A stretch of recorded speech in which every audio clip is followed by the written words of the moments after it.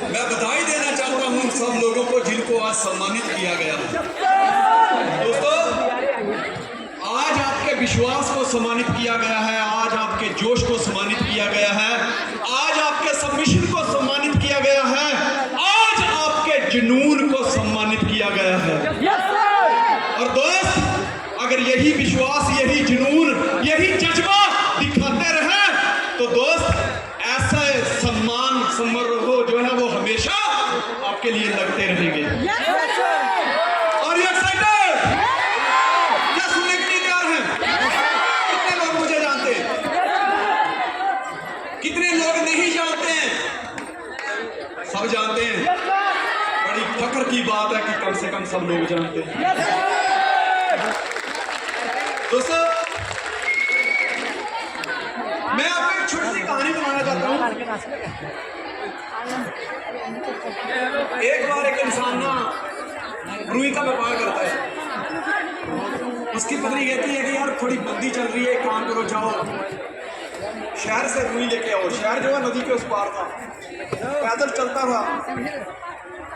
बंदा रुई लेके आया, नदी के किनारे ठंडी हवा चल रही थी, कहता थोड़ा आराम कर लेता हूँ।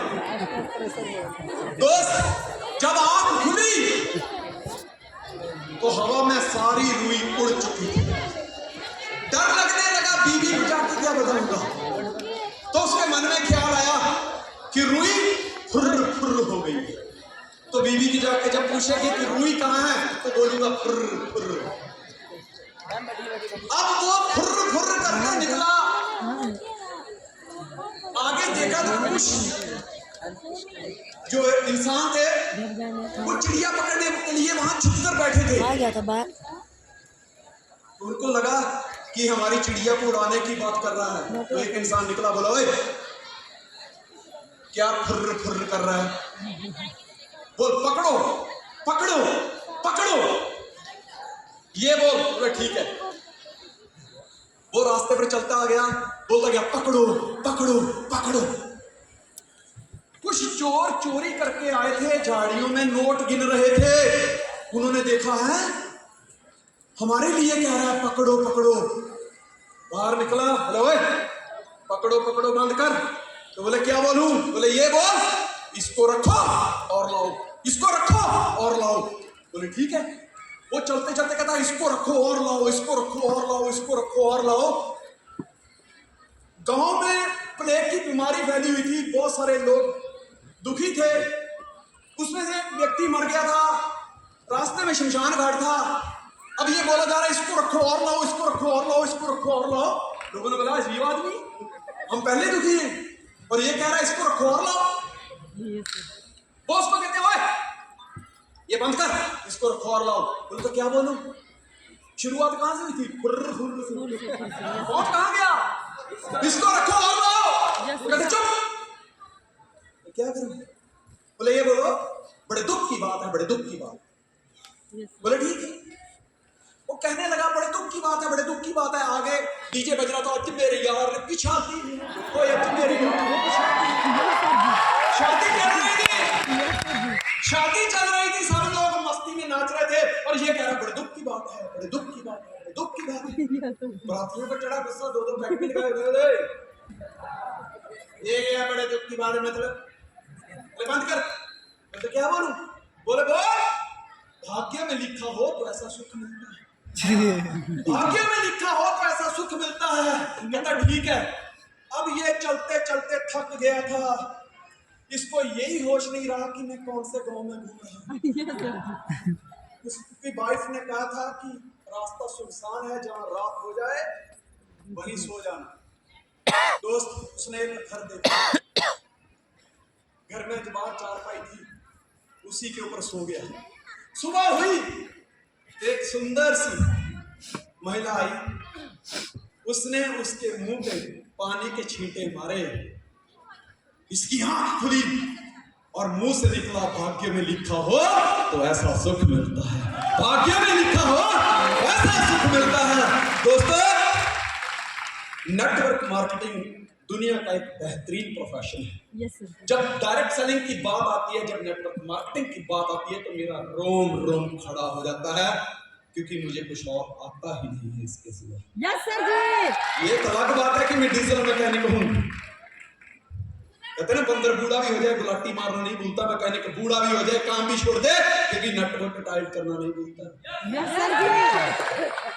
दोस्त, शुरुआत तो बहुत लोग कर देते हैं, लेकिन सम्मानित उन्हीं को किया जाता है। कहते भाग्य में लिखा हो तब जाकर ऐसा सुख मिलता है। Yes sir ji.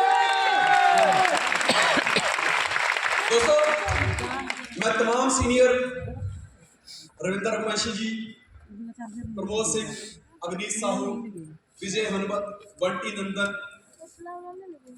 Dev Kundan, Shailendra Singh Thakur, Rahul Kumar, Gaurav Kumar, Abhay and Sweety, Kanhaiya Prasad जी,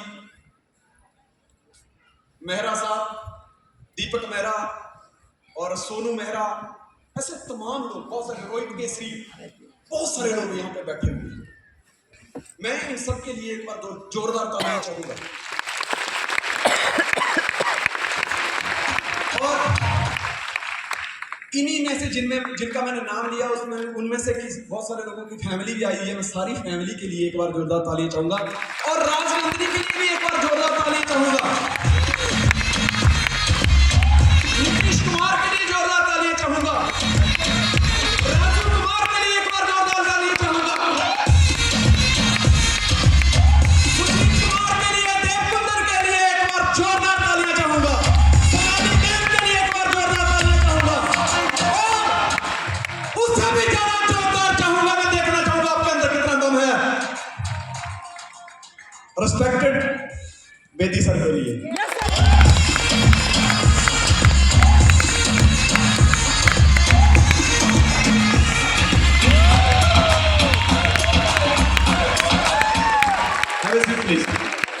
दोस्तों, बताना चाहूंगा profession I was diesel mechanic.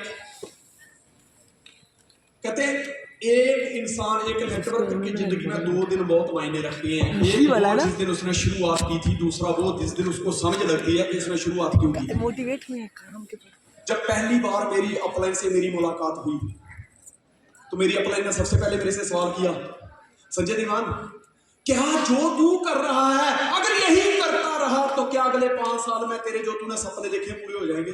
मैंने कहा सपने? पहली बार किसी ने सपनों की बात की थी आज, क्योंकि हमें तो यही सिखाया गया, सुबह उठो, काम पे जाओ, थोड़ी चलाओ, घर पे आओ, खाना खाओ, सो जाओ। यही चलता है आम आदमी की जिंदगी में। सपने देखना भूल गया हो। वो तो सिर्फ रेट देखता है, चीज का रेट कितना लिखा, अरे बाबा इतना रेट है। और दोस्त, आज पहली बार किसी शख्स ने बात की थी सपनों की। दोस्त, मुझे रात को नींद नहीं आई। मैंने कहा मुझे कुछ करना पड़ेगा। दोस्त, थैंक्स मेरे बच्चों की माँ, मेरी धर्म पत्नी, मेरे ससुर की बेटी, मेरे सालों की बहन,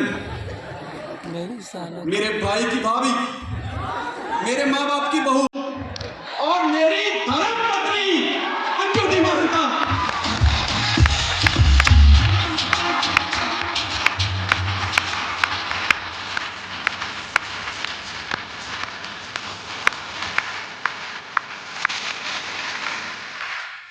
मुझे कहा दीवान साहब, क्या कभी वो दिन आएगा जिस दिन मैं शॉपिंग करूं तो पीछे मुड़कर ना देखना पड़े कि मेरी जेब में पैसे है कि नहीं? क्या वो दिन आएगा कि जब मैं बच्चों को स्कूल में, किसी भी स्कूल में दाखिल करना चाहूं तो ये ना देखना पड़े फीस कहां से आएगी? क्या कभी वो दिन आएगा जिस दिन चाबियों का गुच्छा मेरी साड़ी के पल्लू में लटका होगा और मैं छम छम करके घर में घूमूंगी? क्या ऐसा दिन आएगा जिस दिन मैं बंगले की मालिक बनूंगी? उस दिन उस रात नींद नहीं आई। सोचा यार जिंदगी में कुछ करना है। दोस्त, मुझे हल्का सा पुश दिया गया, मुझे धक्का दिया गया, मुझे तो तेरी किक लग गई। कहते मरने वालों को मरने का बहाना चाहिए और करने वालों को करने का बहाना चाहिए। मुझे हल्का सा पूछ दिया दीवान साहब, आप इसी काम के लिए बने हो, शुरुआत करते हैं। शुरुआत में दोस्त पैसे नहीं थे, जैसे तैसे ज्वाइन किया। ज्वाइन करने के बाद जब मार्केट में प्लान करने गया तो कुछ सबसे पहले आदमी अपने नॉन व्यक्तियों को प्लान करता है जिनको जानता है। Yes sir. एक व्यक्ति मुझे जानता था, मैंने उसको बोला कि मेरे पास बहुत जबरदस्त अपॉर्चुनिटी है, मेरे पास बहुत जबरदस्त अपॉर्चुनिटी है। कहता है कल शाम को मिलते हैं। मैंने कहा ठीक है। मैं तैयार होकर उसके पास गया। जैसे ही मैंने कॉपी खोली, पेन रखा, शुरुआत की थी, अभी 4 लाइनें लिखी थी, मुझे कहता है दिमान साहब औकात में रहो, जो कर रहे हो ना वही करो, ये काम नहीं चलते, मुझे जरूरत नहीं है। जैसे उसने कहा औकात में रहो, दोस्त मैं घर में आया, रात को पंखा चल रहा है, मैं पंखे को देख रहा हूं, यही मेरी औकात है, किराए का मकान। जब घर से बाहर कहीं घूमने जाता होता तो मैं ऑटो को लिफ्ट मांगता हूँ, हाथ देता हूँ कि ऑटो रोक, मुझे जाना है, यही मेरी औकात है। जब बीवी कहती है कि मुझे अच्छा सा सूट लेके दे, महंगा सा सूट फंक्शन में पहनना है, तो मैं कहता हूँ टेंशन आज तेरे बर्थडे पे ले दूंगा, क्या यही मेरी औकात है? जब वाइफ कहती है चलो किसी 3 स्टार 5 स्टार होटल में हम भी खाना खा के आते हैं, तो मैं कहता हूँ टेंशन वाले एनिवर्सरी पे चलेंगे, क्या यही मेरी औकात है? ये बात कैसे कह दी कि औकात में रहे? दोस्त आधी रात को उठकर खड़े होकर अपनी छाती पे हाथ मारा कि साला आज के बाद औकात में रह ही लेना है, औकात को बड़ा करना है। Yes sir.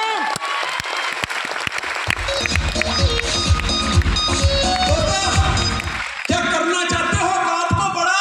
Yes sir. औकात जल्दी ऐसे बड़ी नहीं होती, बड़ी बेशर्म होती है। उसके लिए बहुत सारे बेशर्म लोगों की बातें सुननी पड़ती है, बहुत सारे ताने सुनने पड़ते हैं, तब जाके औकात बड़ी होती है। लोग मना करेंगे, फिर भी क्या आप अपनी औकात को बड़ा करने के लिए प्लान दिखाने के लिए यस सर। लोग कहेंगे ये नहीं चलता, क्या फिर भी आप अपनी औकात को बड़ा करने के लिए प्लान दिखाने के लिए तैयार हैं?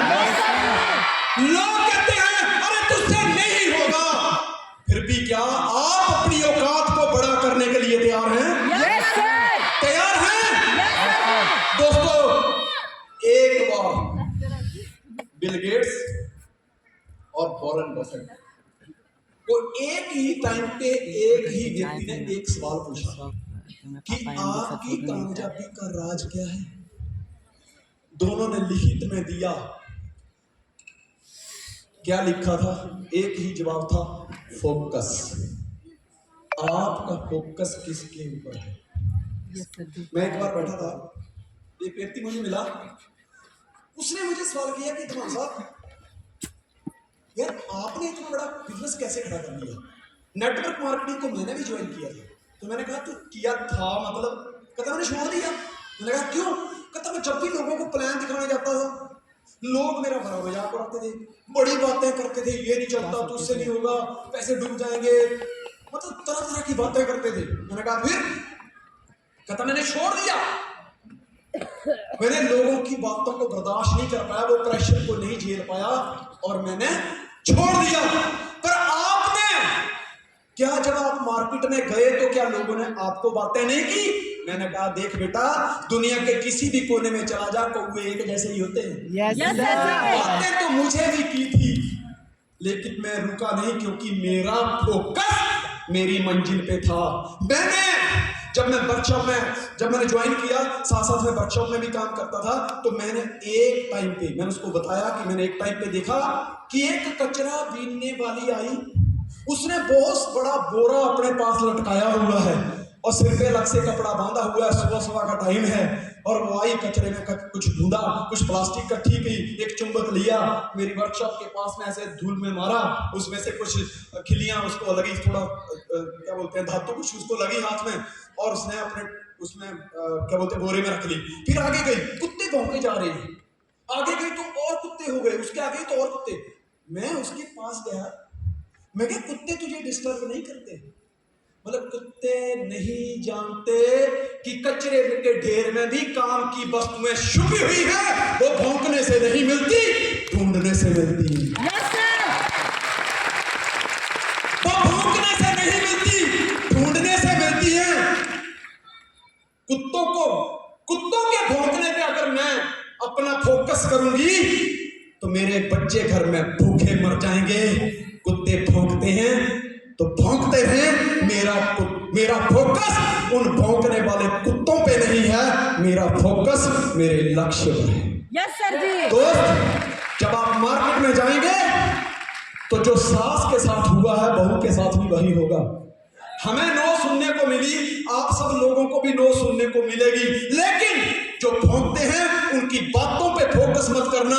जो लोग कहते हैं अभी डायरेक्शन में कुछ नहीं रखा, अरे उनको क्या मालूम, तुम्हें लगता है ये कचरे का ढेर है, लेकिन इसी कचरे में से हम डायमंड निकाल के रहेंगे, तुम्हें क्या मालूम। यस सर जी। सिर्फ जोश की जरूरत है दोस्तों। अगर आपके अंदर कहते passion will create the way, there is no way. काम करने वालों के लोगों के अंदर जो जोश होता है ना, वो दुनिया से अलग ही होता है। यस सर जी। जब तक आपके पास जोश है आपको कोई नहीं हरा सकता। यस सर जी। है आपके पास जोश? Yes sir. है आपके पास जोश? Yes sir. Who is the जोश? Who is the जोश? Yes sir. Who is the जोश? Yes sir. Who is the जोश? Yes sir. दोस्तों, जिस लड़के में दम होता है, जिसमें जोश होता है, वो कॉलेज में जो उसकी गर्लफ्रेंड होती है वो उसको तो लेके घूमता है, साथ में जो 2-4 डरपोक होते हैं उनकी भी लेके घूमता है। ये सच्चाई है, क्योंकि उसके अंदर क्या है, कहते जिसकी लाठी भैंस उसी की है जिसकी लाठी है। दोस्तों, कहते जो अपने हौसलों पर एतबार करते हैं, है आपको एतबार? जो अपने हौसलों पर एतबार करते हैं, अरे मंजिलें पता बताती हैं और रास्ते इंतजार करते हैं, इंतजार करते हैं। दोस्त, मुझे लिटिल पुश दिया मेरी लाइफ पार्टनर मिसेस धीमान ने। मैं ज्यादा टाइम नहीं लूंगा, पर उन्होंने जो मेरे अंदर जोश भरा था, वो जोश की ज्वाला आज तक जल रही है दोस्त, आज तक जल रही है। देखना चाहते हैं कैसे जोश भरा था? Yes sir. सुनना चाहते हैं उनको? Yes sir. तो मैं आपकी जोरदार तालियों के साथ बुलाना चाहता हूं Mrs Dhiman, please welcome on